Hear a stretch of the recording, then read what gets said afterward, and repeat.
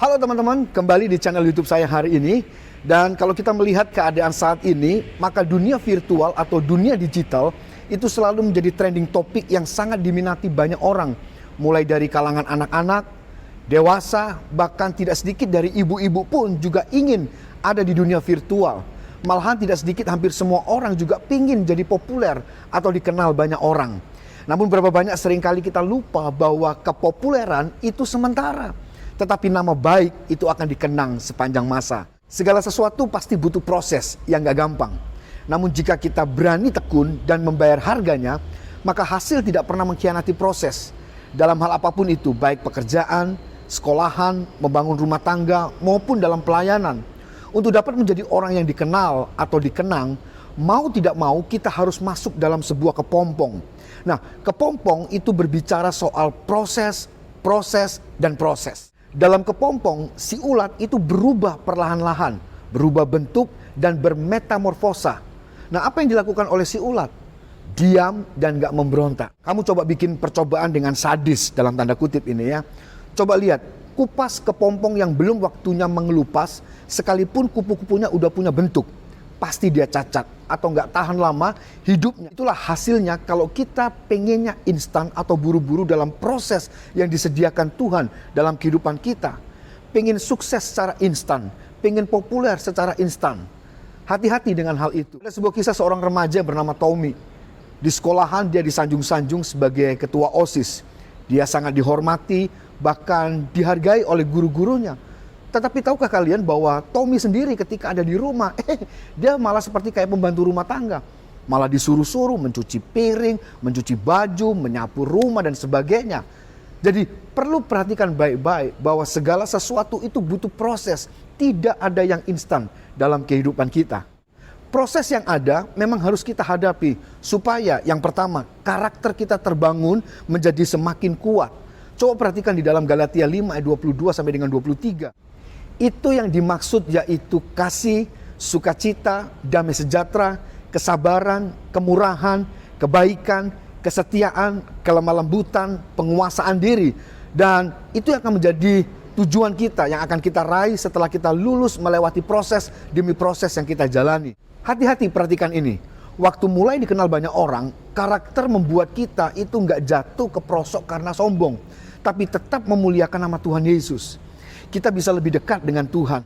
Yang namanya manusia, kalau hidup enak, pasti tidak butuh Tuhan. Makanya, Tuhan pakai setiap proses atau kejadian itu sangat menyakitkan. Sekalipun untuk narik perhatian kita supaya tetap fokus dan semakin akrab dengan Tuhan. Waktu mulai dikenal banyak orang, fokus kita tetap menyenangkan hati Tuhan, bukan diri sendiri. Itu yang pertama. Yang kedua, kita bisa mengerti keadaan orang lain. Bisa kasih kekuatan mereka yang mengalami peristiwa menyakitkan yang sama. Kalian bisa jadi alat Tuhan dan upahnya sih pasti luar biasa. Tuhan sendiri yang kasih reward dalam kehidupan kita. Nah, waktu mulai dikenal banyak orang, tetap menjadi berkat buat orang lain. Maka dari itu, apapun bentuk setiap proses yang kita jalani, pastikan kamu tidak menjalani sendirian. Tetapi minta tuntunan dan dukungan Tuhan dalam kehidupan kita. Supaya apa? Supaya kita tetap menjadi kuat. Lihat kupu-kupu. Rasanya senang banget ketika serangga cantik yang satu ini mengalami apa yang disebut dengan metamorfosis. Metamorfosis dalam bentuk dunia binatang adalah satu peristiwa yang ditandai oleh berubahnya bentuk larva ke bentuk dewasa. Nah, kalau ulat itu bentuknya larva, kupu-kupulah bentuk dewasanya. Terus kalau ikan dan belalang itu juga bermetamorfosa. Bentuk larva mereka itu sudah mirip sama bentuk dewasanya. Makanya perubahan yang terjadi itu cuma sedikit. Tapi ini yang paling menarik dan yang paling penting untuk kalian ketahui. Bahwa kupu-kupu itu punya perbedaan yang banyak antara bentuk larva dibandingin bentuk dewasanya itu. Kupu-kupu itu punya perbedaan yang banyak antara bentuk larva dibandingin dengan bentuk dewasanya. Itu sebabnya kalian memilih kupu-kupu untuk dipelajari dengan seksama. Kupu-kupu itu kan bentuk dewasa. So pasti dong yang namanya udah dewasa itu pasti bisa dipercaya. Ini baru namanya metamorfosis sempurna. Nah, popularitas itu sesuatu yang menyenangkan memang. Tetapi kalau kita jadikan itu sebagai satu-satunya tujuan hidup, bakal acak adut semuanya. Kenapa? Karena semuanya kan pasti menjadi amburadul. Berapa banyak orang kaya mendadak, beken mendadak, tapi juga tiba-tiba hilang mendadak. Segala sesuatu yang instan memang begitu siklusnya.